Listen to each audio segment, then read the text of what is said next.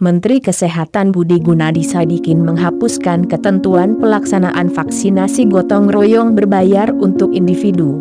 Hal itu ditetapkan dalam Peraturan Menteri Kesehatan Nomor 23 Tahun 2021 tentang perubahan ketiga atas Peraturan Menteri Kesehatan Nomor 10 Tahun 2021 tentang pelaksanaan vaksinasi dalam rangka penanggulangan pandemi coronavirus disease 2019 atau COVID-19.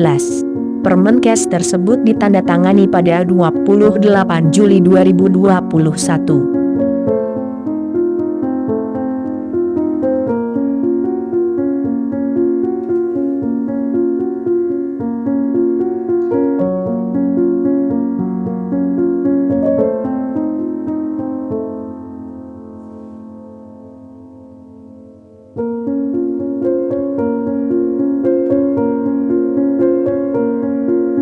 Aturan ini merupakan perubahan atas Peraturan Menteri Kesehatan Nomor 19 Tahun 2021 yang mana dalam ketentuan ini memuat aturan mengenai vaksinasi individu berbayar melalui skema vaksinasi gotong royong. Melalui perubahan ini, maka pelaksanaan vaksinasi COVID-19 tetap sama dengan mekanisme sebelumnya, yakni diberikan secara gratis kepada seluruh masyarakat Indonesia melalui program vaksinasi nasional COVID-19 dan program vaksinasi gotong royong melalui perusahaan, ujar Menkes Budi dalam keterangan tertulisnya, Senin, 9 Agustus 2021.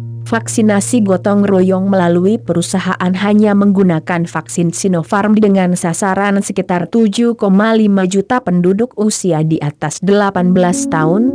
Sementara, program vaksinasi nasional COVID-19 gratis yang menggunakan Sinovac, AstraZeneca, Moderna, Pfizer, Sinopharm dan Novavax dengan sasaran lebih dari 200 juta penduduk Indonesia usia di atas 12 tahun.